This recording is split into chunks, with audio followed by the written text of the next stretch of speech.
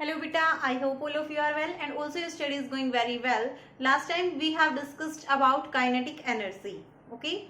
And at last we have focused on the graphs between kinetic energy and linear momentum. We have seen the relation between linear momentum and kinetic energy, and from that we have define the graph. ठीक है कि अगर m constant होगा तो k और p के बीच में क्या ग्राफ बनेगा, अगर p कांस्टेंट है तो k और m के बीच में क्या ग्राफ बनेगा, और अगर हमारे पास p कांस्टेंट है तो k और m के बीच में क्या ग्राफ बनेगा. तीनों ग्राफ्स हमने देख लिए थे. ग्राफ की शेप कैसी थी, पैराबोलिक शेप थी. क्यों थी, बिकॉज एक वेरिएबल तो सिंगल डिग्री के साथ था और दूसरा किसके साथ था, स्क्वायर के साथ था. ठीक है, टू ऑर्डर के साथ था. अब देखो भाई, नेक्स्ट जो है आता है हमारे पास, वो क्या आता है, वर्क एनर्जी थ्योरम. ठीक है, नेक्स्ट जो है हमारे पास वो क्या है, वर्क एनर्जी थ्योरम. ठीक है, अब हम पढ़ेंगे वर्क एनर्जी थ्योरम के बारे में. तो वर्क एनर्जी थ्योरम आपके पास क्या कहती है, वर्क एनर्जी थ्योरम आपके पास कहती है that work done by a net force in displacing a body is equal to change in its kinetic energy. कोई भी बॉडी है, अगर वो उस पर कोई भी काम किया गया है किसी भी फोर्स के द्वारा, तो वो किसके बराबर होगा, उसमें होने वाले जो उसकी काइनेटिक एनर्जी है उसमें होने वाले चेंज के बराबर होगा. ठीक है, वर्क एक्चुअली, वर्क और एनर्जी क्या है भाई, इंटर कन्वर्टिबल है. आप उनको क्या कर सकते हो, कन्वर्ट कर सकते हो. इजिली क्या कर सकते हो, आप उनको कन्वर्ट कर सकते हो. देखो, काइनेटिक एनर्जी को हम कैसे लिखते हैं, हाफ mv स्क्वायर. इस तरह से हम लिखते हैं काइनेटिक एनर्जी को. बिल्कुल हम इसी तरह से काइनेटिक एनर्जी को लिखते हैं.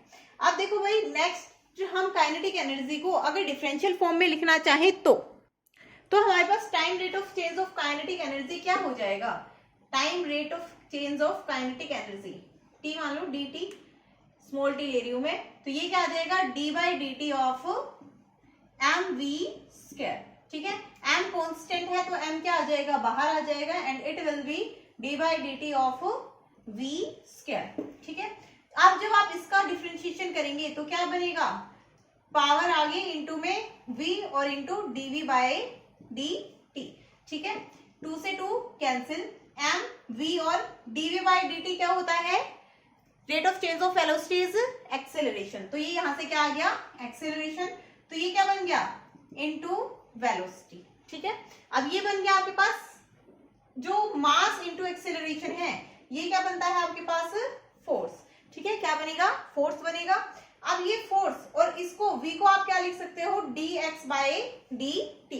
Late us consider the body is displaced through a small displacement dx. ठीक है, तो dx बाई dt यहां पर क्या हो गया, rate of change of displacement, where dx by dt is rate of change of displacement. ठीक है, आई होप बेटा यहां तक दिखाई दे रहा होगा, नीचे ना दिख रहा है. तो अब देखो भाई, यहां से आपके पास क्या हो गया, dx बाई dt, तो ये किसके बराबर है, dk बाई dt के बराबर. दोनों साइड से t कैंसिल, इसका मतलब क्या हो जाएगा, dk किसके बराबर आ जाएगा, f dx.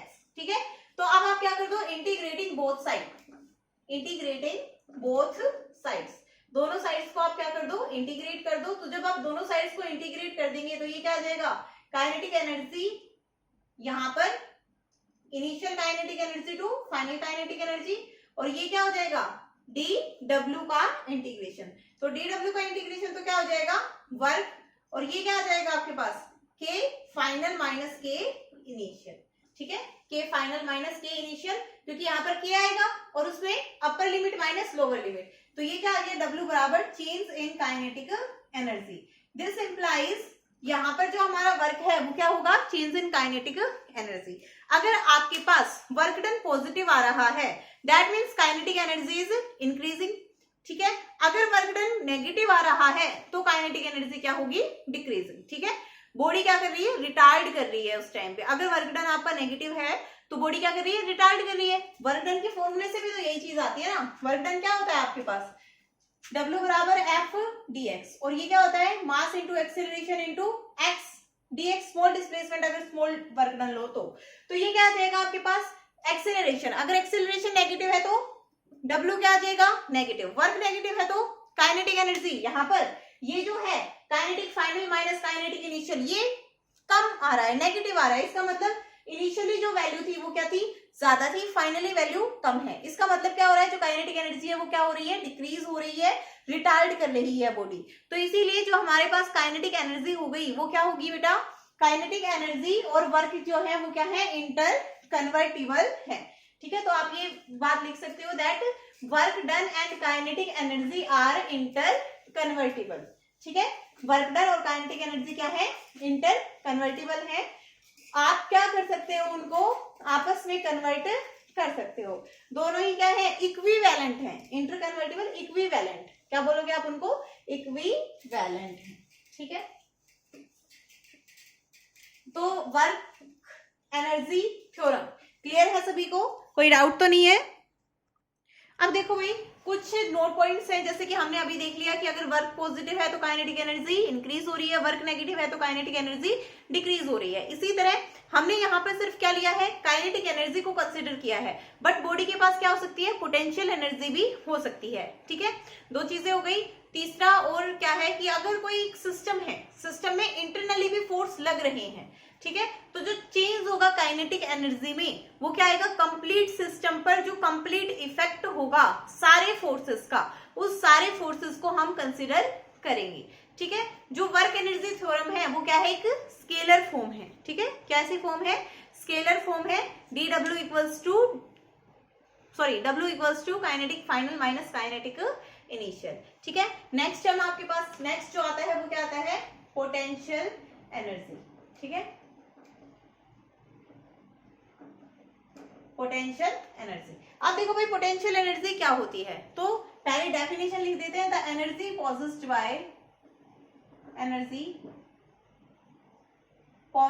Bye virtue of configuration और पोजीशन ऑफ ऑब्जेक्ट। वो एनर्जी जो ऑब्जेक्ट के पास किस वजह से होती है, ऑब्जेक्ट की पोजीशन या फिर ऑब्जेक्ट के कॉन्फ़िगरेशन की वजह से, उस एनर्जी को आप क्या कहते हैं, पोटेंशियल एनर्जी कहते हैं। जैसे कि आपके पास कोई भी चीज है, एक यहाँ पर एक टरबाइन है, एक रोटेटर है, ठीक है, आपने उसके ऊपर बॉल रख दी, वो नहीं घूमा, ठीक है, तो यहाँ पर उस ऑब्जेक्ट की मतलब जो बॉल है उसकी पोटेंशियल एनर्जी थोड़ी सी कम है, लेकिन आपने क्या किया, उस पर काम किया। अब जो आपका काम था, हमने कहा वर्क और एनर्जी इंटर कन्वर्टिबल है, तो आपका जो काम है वो किसमें कन्वर्ट हो गया है, यहाँ पर आप इसको यहाँ से यहाँ पर लेकर गए, इस हाइट पर आप उस बॉल को लेकर चले गए हैं, तो आपका जो काम है वो अब किस में कन्वर्ट हो गया है, पोटेंशियल एनर्जी में। यहाँ पर हाइट पर जाने के बाद कुछ पोटेंशियल एनर्जी आ गई है उस पर। अब जब उसमें पोटेंशियल एनर्जी आ गई है तो वो क्या हुआ, जैसे ही आप उसको यहाँ से गिराओगे, ऊपर से गिराओगे, तो वो टरबाइन को रोटेट कर देगा।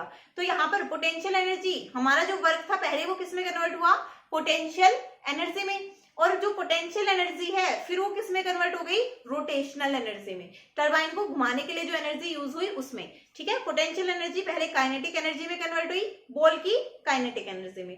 देखो भाई हमने क्या पढ़ा है, हमने पढ़ा है कि एनर्जी क्या रहती है, ऑलवेज कंजर्व्ड रहती है, ना तो आप एनर्जी को क्रिएट कर सकते हो ना ही डिस्ट्रॉय कर सकते हो, सिर्फ एक फॉर्म से दूसरी फॉर्म में चली जाती है। जैसे सन की एनर्जी है, सन की एनर्जी किस में कन्वर्ट हो जाएगी, सन की एनर्जी को आपने कभी इलेक्ट्रिकल एनर्जी में कन्वर्ट किया है, किया है, बिल्कुल किया है, किसमें, जो आपकी सोलर सेल्स होती हैं उनमें। ठीक है, जब आप बोल रहे हो, माइक में बोल रहे हो, उस टाइम पे आपने क्या किया है, साउंड एनर्जी को किसमें कन्वर्ट कर दिया है, इलेक्ट्रिकल एनर्जी में। ठीक है, जब बॉडी यहाँ पर एट रेस्ट थी तो उसकी कुछ पोटेंशियल एनर्जी थी, फिर आपने उसके ऊपर वर्क किया, वर्क करके आपने क्या कर दिया, उसको ज्यादा पोटेंशियल एनर्जी दे दी, यहाँ पर इस हाइट पर लेकर चले गए। अब वो इस हाइट पर क्या है, उसके पास पोटेंशियल एनर्जी है, तो उसकी पोजीशन की वजह से पोटेंशियल एनर्जी। तो किसी भी ऑब्जेक्ट में उसकी पोजीशन की वजह से जो भी एनर्जी होती है उसको आप क्या कहते हैं, पोटेंशियल एनर्जी। नॉर्मली हमारे पास कैसी एनर्जी होती है, मैकेनिकल एनर्जी। मैकेनिकल एनर्जी को आप कितनी एनर्जीज में डिवाइड कर सकते हो, 2 में, kinetic and potential energy. Kinetic energy हम पढ़ चुके हैं, कैसे पढ़ी थी हमने kinetic energy, the energy possessed by virtue of its motion. किसी भी ऑब्जेक्ट के मोशन की वजह से जो एनर्जी होगी उसको आप क्या कहेंगे, काइनेटिक एनर्जी।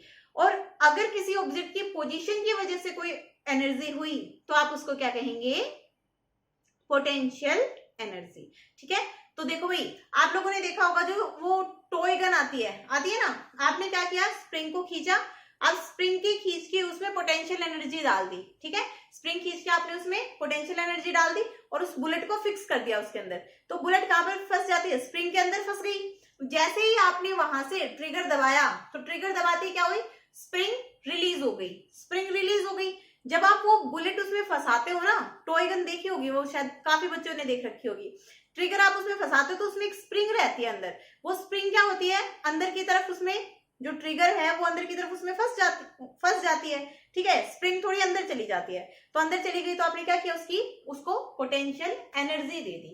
ठीक है, अब जैसे ही आपने उसको अटैच किया, ट्रिगर को दबाया, तो वो बुलेट उसमें से फायर हो जाती है। ठीक है, तो किस वजह से हुआ ये, पोटेंशियल एनर्जी की वजह से। पोटेंशियल एनर्जी किस वजह से है, पोजीशन की वजह से, कि पहले स्प्रिंग इतनी पोजीशन पर थी फिर इतनी पोजीशन पर हो गई, तो आपने उसमें क्या दे दी, पोटेंशियल एनर्जी। ठीक है, पोटेंशियल एनर्जी दे दी आपने उसके पास। तो ये जो चीजें हैं, मतलब जितनी भी एनर्जी होती है पोजीशन की वजह से। आपके पास वाटर है, जब जहां पर टर्बाइन्स को घुमाते हैं ना, वहां पर वाटर को क्या रखते हैं, एक बहुत ही ऊंची हाइट के ऊपर रखते हैं हाइट पर। वो हाइट पर क्यों रखते हैं वाटर को, वहां से उसमें क्या दे दी, पोटेंशियल एनर्जी। अब वो जब नीचे आएगा, पानी नीचे आएगा, तो पोटेंशियल एनर्जी क्या हो रही है, कम हो रही है। बिकॉज हम पोटेंशियल एनर्जी के लिए रेफरेंस क्या लेते हैं, अर्थ को रेफरेंस लेते हैं। ठीक है, अर्थ को रेफरेंस लेते हैं। अब जब अर्थ को रेफरेंस लेते हैं तो हाइट, जब जैसे जैसे नीचे की तरफ ऑब्जेक्ट आता है तो पोटेंशियल एनर्जी क्या हो जाती है, कम। अब एनर्जी खत्म तो हो नहीं सकती, एनर्जी कांट बी डिस्ट्रॉय, तो वो एनर्जी पानी की किस में कन्वर्ट होती चली जाती है, किस में कन्वर्ट हो जाती है, काइनेटिक एनर्जी में। ठीक है, तो वो काइनेटिक एनर्जी फिर क्या करती है, टरबाइन को रोटेट करती है। ठीक है, तो यहां पर आपने देखा कि जो पोटेंशियल एनर्जी, पोजीशन की वजह से जो एनर्जी होती है, आप उसको क्या कहते हैं, पोटेंशियल एनर्जी कहते हैं। ठीक है, नेक्स्ट देखो,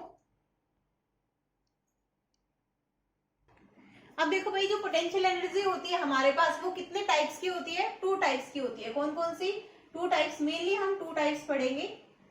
कौन कौन सा, पहला ग्रेविटेशनल पोटेंशियल एनर्जी। ठीक है, ग्रेविटेशनल पोटेंशियल एनर्जी, और second is elastic potential energy, elastic spring potential energy. ठीक है, तो ये दोनों टाइप्स हम यहाँ पर पढ़ेंगे। फर्स्ट हेडिंग डालिए ग्रेविटेशनल पोटेंशियल एनर्जी। ठीक है,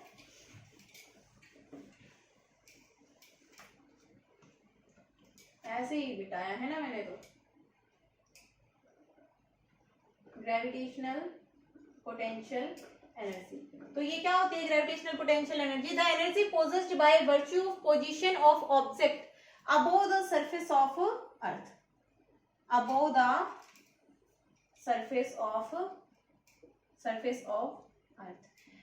वो पोटेंशियल एनर्जी जो कि ऑब्जेक्ट की पोजीशन या कॉन्फ़िगरेशन की वजह से हो,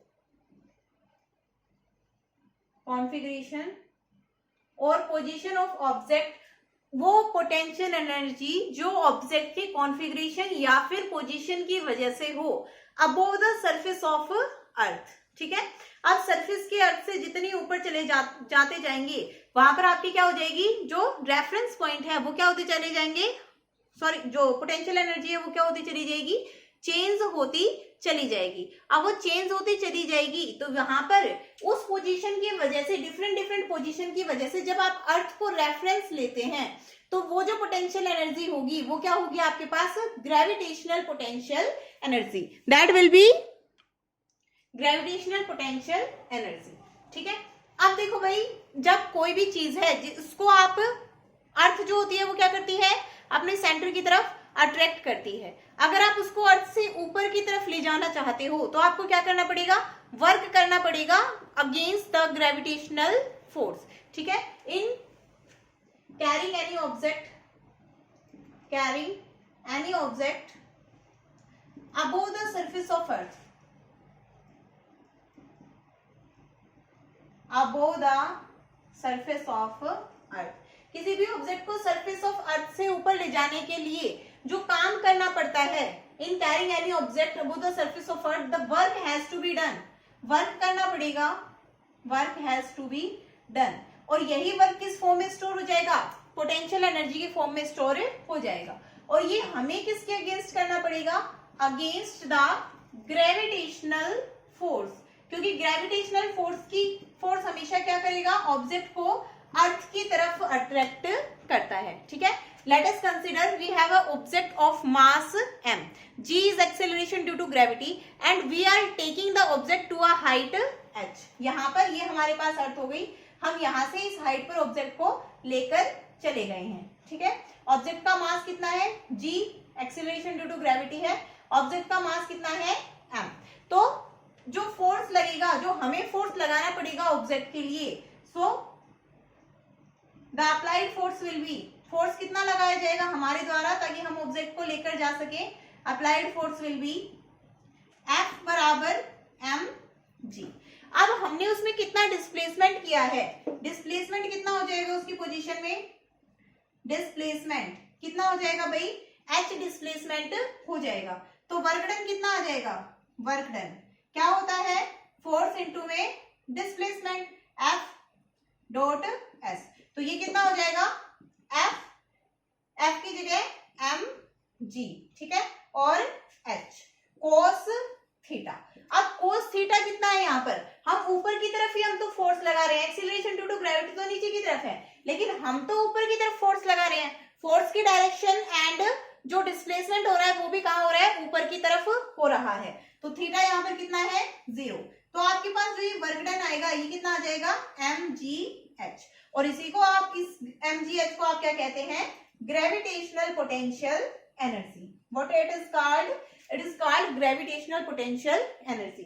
जो ये mgh होता है यही किसकी फॉर्म में स्टोर रहता है, ग्रेविटेशनल पोटेंशियल एनर्जी की फॉर्म में स्टोर रहता है। आप किसी भी ऑब्जेक्ट को कितनी भी हाइट पर लेकर जाओगे तो वहां पर जो उसकी पोटेंशियल एनर्जी होगी उसको वो किस तरह से निकालोगे, जिस पॉइंट पर आप उसको लेकर गए हो, जिस भी हाइट पर आप उसको लेकर गए हो, उस हाइट से उसके वेट को मल्टीप्लाई कर दो। ठीक है, आपके पास क्या आ जाएगी, वो ग्रेविटेशनल पोटेंशियल एनर्जी। ये बात हमेशा याद रखना कि अपोजिट होती है, किसकी अपोजिट होती है, फोर्स की अपोजिट होती है। तो हमारे पास वेरिएबल क्या है एक ऑब्जेक्ट के लिए, as h is variable, h is variable, h variable है। पोटेंशियल एनर्जी को हम v से दिखाते हैं, तो dvh बाय h माइनस, ये माइनस साइन यहाँ पर क्या दिखा रहा है कि जो वर्क डन है वो किसके अगेंस्ट किया गया है, ग्रेविटेशनल फोर्स के अगेंस्ट किया गया है। तो यहां से vh की जगह क्या रख दो, mgh। ठीक है, डिफरेंशिएशन कर दो, mg ये तो कांस्टेंट है बाहर आ जाएगा, dh by dh minus minus, ये किसके बराबर आ गया, माइनस mg। और ये किसके बराबर है, फोर्स के बराबर है। माइनस साइन यहाँ पर क्या दिखा रहा है, negative sign indicates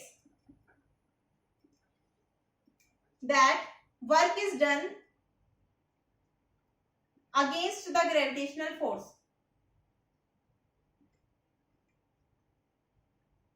work is done against gravitational force. ठीक है, माइनस साइन आपके पास क्या दिखा रहा है कि जो वर्क किया गया है वो क्या किया गया है, अगेंस्ट किया गया है ग्रेविटेशनल फोर्स के। ठीक है, तो ये जो आपके पास है ये क्या आ गया आपके पास, यहां से dvh बाय dh, ये क्या हो गया आपके पास, चेंज हो गया किसमें, पोटेंशियल एनर्जी में। ठीक है, अब हम क्या करना चाहते हैं, हम निकालना चाहते हैं कि फाइनली हम निकालेंगे कैसे और कहां पर पोटेंशियल एनर्जी ज्यादा होती है। तो देखो भाई, हम यहां से क्या लिख सकते हैं, हम यहां से जनरल फॉर्म में लिखना चाहें, जनरल फॉर्म में लिखना चाहें तो हम कैसे लिख सकते हैं, F equals to minus dv by dx।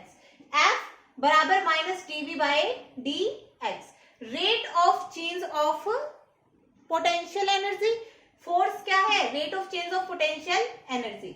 Formula तो यही है, माइनस साइन क्या दिखा रहा है कि जो हमने फोर्स लगाया वो क्या है, अपोजिट डायरेक्शन में है, ठीक है, अपोजिट डायरेक्शन में। अब हम क्या निकालना चाहते हैं, हम कंप्लीट निकालना चाहें अगर तो minus D V, integrating both sides. जब हम इंटीग्रेट करेंगे बोथ साइड्स तो क्या आएगा, F dot D X, X I to X final, मतलब initial position to final position, यहां पर V I to V F और डी वी। तो ये क्या आ जाएगा आपके पास, एफ डॉट डी एक्स, ये तो क्या आ गया, वर्क डन, ठीक है, वर्क डन आ जाएगा आपके पास। यहां पर क्या आएगा, v, इसको मैं यहीं पर कर देती हूँ, इस साइड को इंटीग्रेट करती हूँ एक बार पहले, ठीक है। देखो वी आई माइनस वी आई और ऊपर वी एफ, यहां से क्या आ जाएगा, ये माइनस के साइन के साथ है, तो upper limit minus lower limit, क्या बनेगा, V I minus V F, ये आपके पास बनेगा रिलेशन। अब इधर वाली साइड को देखो, ये किस साइड आएगा, ये क्या आएगा, वर्क डन के बराबर। और एज ग्रेविटेशनल फोर्स, जो हमारे पास ग्रेविटेशनल फोर्स है, gravitational force is conservative force, ये कैसा फोर्स है, कंजर्वेटिव फोर्स है, तो work done will depends only and only on initial and final position, सिर्फ और सिर्फ किस पर डिपेंड करेगा, इनिशियल एंड फाइनल पोजीशन पर डिपेंड करेगा, ठीक है। तो पोटेंशियल एनर्जी भी सिर्फ और सिर्फ किस पर डिपेंड करेगी, इनिशियल और फाइनल पोजीशन पर डिपेंड करेगी, ठीक है। नेक्स्ट देखो भाई, अगर आपके पास एक ऑब्जेक्ट है, ठीक है, आपके पास एक ऑब्जेक्ट है या फिर मोटर ही लगा लो, मोटर है, वो हाइट h पर है, ठीक है, हाइट h पर है, और हाइट h पर उसकी पोटेंशियल एनर्जी कितनी है, mgh, ठीक है। वहां से आपने वाटर को रिलीज कर दिया, ठीक है, तो water, as water is release from this height, as water is released from this height, तो जैसे आप वाटर को इस हाइट से रिलीज करोगे तो ये जो mgh है ये किस में कन्वर्ट हो जाएगा, will convert to kinetic energy, और जो पोटेंशियल एनर्जी लिख लो, potential energy, and at the surface, और जैसे वो सरफेस के ऊपर पहुंचेगा, एट सरफेस, ये क्या हो जाएगा, mgh बराबर हाफ mv स्क्वायर, ठीक है। तो ये दोनों में क्या होता है, रिलेशन होता है, ठीक है, ये क्या होता है, दोनों में रिलेशन होता है। जैसे वो ग्राउंड पर पहुंचेगा तो जो उसकी काइनेटिक एनर्जी है वो किसके बराबर होगी, mgh के बराबर होगी। जितनी ऑब्जेक्ट के पोटेंशियल एनर्जी थी फाइनली उतनी क्या होगी, ऑब्जेक्ट की काइनेटिक एनर्जी होगी, जब वो ग्राउंड पर पहुंच चुका होगा तब, ठीक है। तो ये आपके पास था रिलेशन और नोशन ऑफ पोटेंशियल एनर्जी, ठीक है। और अगर आप यहां से वेलोसिटी निकालना चाहो वाटर की तो वो क्या आ जाएगी, 2m से m cancel, 2gh under the root, ठीक है। अब देखो कुछ नोट पॉइंट्स लिखो, नोट पॉइंट्स है पोटेंशियल एनर्जी के लिए। तो potential energy is valid only and only for conservative forces, ठीक है। ये सिर्फ और सिर्फ किसके लिए अप्लाइड होती है, कंजर्वेटिव फोर्सेस के लिए डिफाइंड होती है। पोटेंशियल एनर्जी बहुत ही इंपॉर्टेंट पॉइंट है ये, is defined only for conservative forces, सिर्फ किसके लिए डिफाइन है, कंजर्वेटिव फोर्सेस के लिए ये डिफाइन होती है, नॉन कंजर्वेटिव फोर्सेस के लिए डिफाइन नहीं होती है। नॉन कंजर्वेटिव फोर्सेस के लिए डिफाइन क्यों नहीं होती है, बिकॉज देखो अगर आप जो पोटेंशियल एनर्जी है वो तो सिर्फ क्या होती है, work done in taking a position, in taking an object from one position to another position. अब अगर आप किसी ऑब्जेक्ट को इंक्लाइंड प्लेन से लेकर जा रहे हो, तो जब आप उसको इंक्लाइंड प्लेन से लेकर जा रहे हो उस टाइम पे आपने काम किया, फ्रिक्शन के अगेंस्ट हुई, तो अगर ज्यादा रफ सरफेस है तो आपको ज्यादा काम करना पड़ा फ्रिक्शन के अगेंस्ट, है ना, तो वो वाला वर्क डन भी कंसीडर होना चाहिए। बट पोटेंशियल एनर्जी तो सिर्फ कौन सा वर्क डन बताएगी, जो इनिशियल पॉइंट है और फाइनल पॉइंट है उसमें जो पोटेंशियल एनर्जी है वो तो सिर्फ उसी वर्क डन के बारे में बताएगी, ठीक है। चाहे ऑब्जेक्ट फिर आप किसी भी वे से लेकर गए हो, लेकिन आपने तो काम फ्रिक्शन के अगेंस्ट भी किया है ना, नॉन कंजर्वेटिव फोर्सेस के लिए भी किया है, तो वहां पर पोटेंशियल एनर्जी उसको नहीं बताती है। तो इसीलिए ये सिर्फ और सिर्फ किसके लिए डिफाइन होती है, ओनली फॉर कंजर्वेटिव फोर्सेस, ठीक है। सेकंड क्या होता है कि it depends on frame of reference, it depends on frame of reference, ये फ्रेम ऑफ रेफरेंस पर डिपेंड करती है। इसका मतलब क्या है कि ये पॉजिटिव भी हो सकती है, it can be positive and negative, it can be positive and negative, positive भी हो सकती है और नेगेटिव भी हो सकती है पोटेंशियल एनर्जी, ठीक है। थर्ड है आपके पास कि आपके पास कोई बॉडी है, third, a body in motion can have potential energy और कैन नॉट हैव, ठीक है। मतलब दोनों ही काम हो सकते हैं कि कोई भी बॉडी है वो मोशन में है तो उसके पास पोटेंशियल एनर्जी हो भी सकती है और नहीं भी हो सकती, क्योंकि पोटेंशियल एनर्जी तो क्या होती है, ग्रेविटेशनल पोटेंशियल एनर्जी जब ऑब्जेक्ट की हाइट होगी कुछ अर्थ के सरफेस से, अगर अर्थ के सरफेस से ऑब्जेक्ट की हाइट ही नहीं होगी तो वो ऑब्जेक्ट क्या होगा, उसकी पोटेंशियल एनर्जी क्या होगी, जीरो होगी। नेक्स्ट देखो भाई कि अगर ऑब्जेक्ट आप normally generally we take earth has reference point, generally we take earth as reference point, generally हम क्या लेते हैं, अर्थ को रेफरेंस पॉइंट लेते हैं, ठीक है। तो जब ऑब्जेक्ट रिटर्न कर रहा होता है, object returning to its reference point, returning to its reference point, potential energy is taken as negative, potential energy is taken as positive, positive, positive, और इसका क्या हो जाएगा, वाइस वर्सा, और वाइस वर्सा, वाइस वर्सा मतलब जब object reference point से दूर जा रहा होगा तो आप उसकी पोटेंशियल एनर्जी को क्या लेंगे, नेगेटिव लेंगे। तो ये आपके इंपॉर्टेंट पॉइंट्स है, नोट डाउन कर लीजिए। नेक्स्ट हमारे पास आता है potential energy of a spring, ठीक है। स्प्रिंग की पोटेंशियल एनर्जी, और जिसको हमने जो दूसरा टाइप किया था वो क्या किया था, इलास्टिक पोटेंशियल एनर्जी, ठीक है। तो अभी हम नेक्स्ट पढ़ेंगे इस इलास्टिक पोटेंशियल एनर्जी के बारे में। तो देखो भाई क्या होती है हमारे पास elastic potential energy.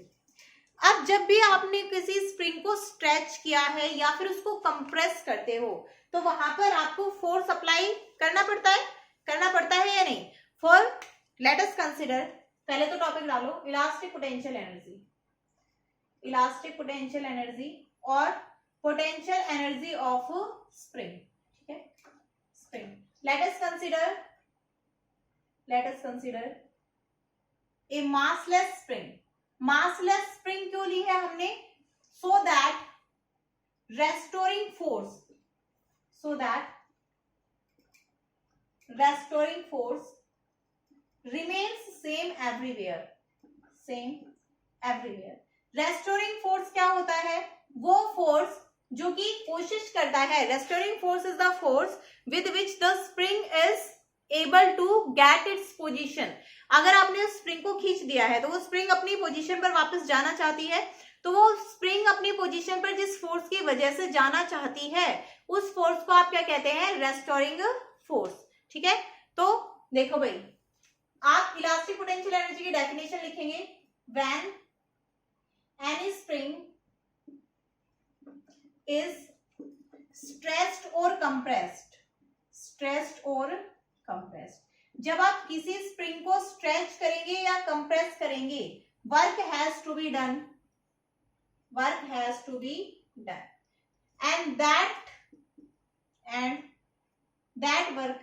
And that work is stored in form of potential energy, और वो जो वर्क होता है वो किसकी फॉर्म में स्टोर हो जाता है, that work is stored in the form of potential energy। जब भी आप किसी स्प्रिंग को कंप्रेस करते हैं या फिर स्ट्रेच करते हैं तो आपको उसके रेस्टोरिंग फोर्स के अगेंस्ट काम करना पड़ता है, ठीक है। और आपको जब उसके रेस्टोरिंग फोर्स के वर्क के अगेंस्ट काम करना पड़ता है तो वो जो काम होता है वो किसमें कन्वर्ट हो जाता है, किस फॉर्म में हो जाता है, पोटेंशियल एनर्जी में। ठीक है, रेस्टोरिंग फोर्स क्या होता है, रेस्टोरिंग फोर्स की डेफिनेशन लिख लो।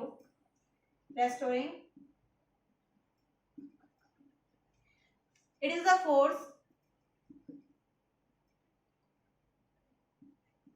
which is induced in the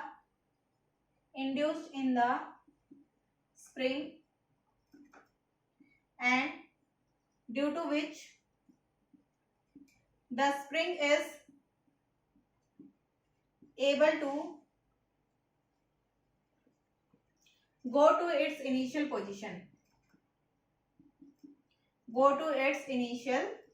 position, ठीक है। ये वो फोर्स होता है जिसकी वजह से, जो कि स्प्रिंग के अंदर इंड्यूस्ड होता है, और इस फोर्स की वजह से ही जो स्प्रिंग होती है वो क्या करती है, अपनी इनिशियल पोजीशन पर आ सकती है। ठीक है, एक मिनट रुकना भाई, मार्कर में इंक डालते हैं। देखो भाई, ये जो रेस्टोरिंग फोर्स होता है, it is the force which is induced in the spring and due to which the spring is able to get its initial position। और ये हमेशा कैसे इंड्यूस होता है, it is always opposite to the applied force. ये हमेशा किधर work करता है, अपोजिट करता है टू द अप्लाइड फोर्स। जिस डायरेक्शन में अप्लाइड फोर्स होगा हमेशा उसके अपोजिट डायरेक्शन में ये इंड्यूस होता है। ठीक है, इंक खत्म हो गई है यह कह रहा मैडम ज्यादा बड़ा लेक्चर हो गया, बस बंद करो। ओके, तो देखो भाई, late us consider a spring. हम एक स्प्रिंग देखते हैं और फिर हम उस स्प्रिंग को क्या करेंगे, कंप्रेस करेंगे।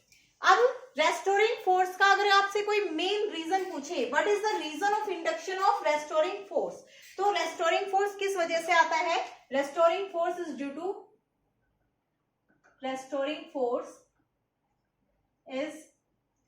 To elasticity of spring. जो स्प्रिंग की इलास्टिसिटी होती है उसकी वजह से होता है आपके पास restoring force. Let us consider we have a spring और इससे एक मास यहां पर अटैच है। ठीक है, ये इसकी पोजीशन है ए। आपने क्या किया, इसको स्ट्रेच कर दिया। ठीक है, अब ये यहां पर मास पहुंच गया है यहां पर। ठीक है, यहां से इस ए पॉइंट से इतनी दूरी पर, बी पॉइंट पर। ठीक है, ये वाला पॉइंट क्या है, बी पॉइंट है, और ये डिस्टेंस कितनी है, x। Let we have applied, let us consider we have applied a force F on the spring to give a small displacement।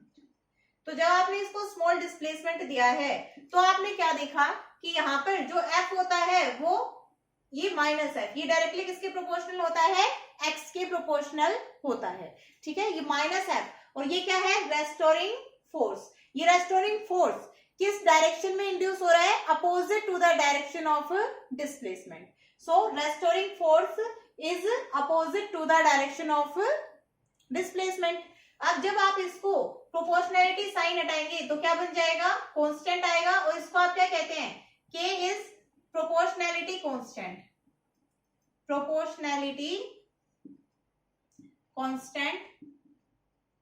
And is called spring constant.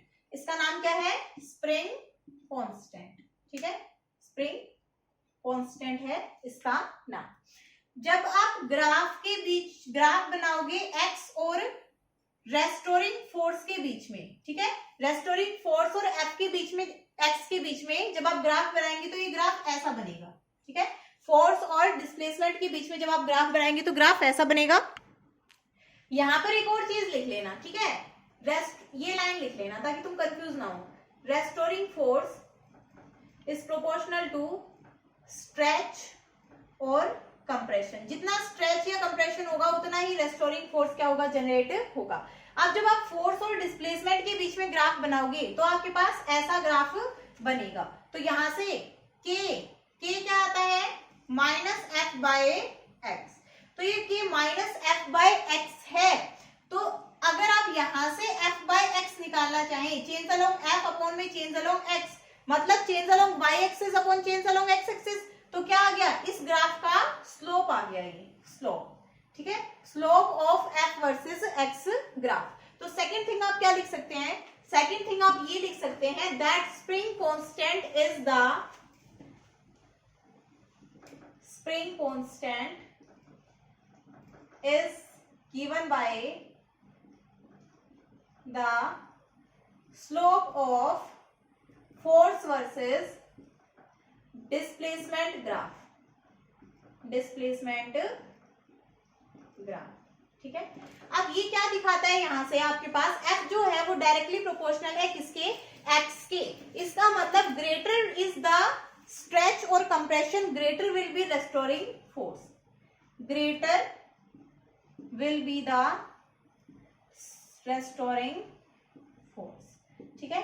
और किसके लिए होगा ये, ग्रेटर द स्ट्रेच और compression, greater is the stretch और compression. अगर stretch और compression ज्यादा हुआ तो उसके साथ में ही जो रेस्टोरिंग फोर्स है वो भी क्या होगा, ज्यादा होगा, greater will be the restoring force, ठीक है। ग्रेटर इज द स्ट्रेच और compression, greater will be the restoring force. Clear है। आप जितना ज्यादा उसको खींचेंगे उतना ज्यादा ही क्या होगा आपके पास, रेस्टोरिंग फोर्स भी उतना ज्यादा क्रिएट होगा, ठीक है, स्ट्रेच और कंप्रेशन के लिए। यूनिट्स क्या हो जाएंगे आपके पास स्प्रिंग कांस्टेंट की, F by x. Units of spring constant, units of spring constant क्या हो जाएंगे भाई, न्यूटन पर मीटर। डायमेंशनल फॉर्मूला क्या हो जाएगा, डायमेंशंस क्या हो जाएंगे, M L T minus 2 upon में एल, तो क्या आ जाएगा एम टी माइनस 2, ठीक है। नेक्स्ट हम करेंगे कल इसके बारे में, आज के लिए इतना ही काफी है, कल एक बार फिर से थोड़ा सा देख लेंगे और नेक्स्ट हम निकाल देंगे इलास्टिक पोटेंशियल एनर्जी के लिए डेरिवेशन, ठीक है। और अच्छे से पढ़ लिया करो भाई, और अपनी नोटबुक को अच्छे से कंप्लीट करके कुछ ना समझ में आए तो पूछ लिया करो।